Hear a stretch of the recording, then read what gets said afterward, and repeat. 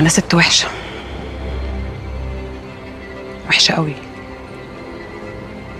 وحشه وشريره.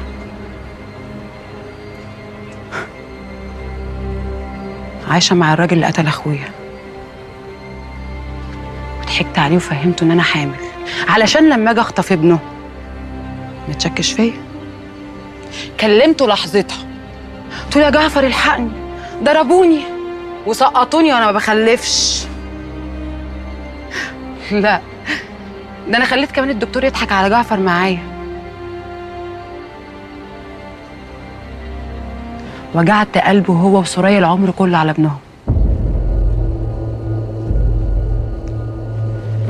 لا يا بلاد، ده انا شريره قوي، ده بجد والله العظيم مش كلام، ده انا عملت كل الراضي. بس بيني وبينك كده لما قعدت فكرت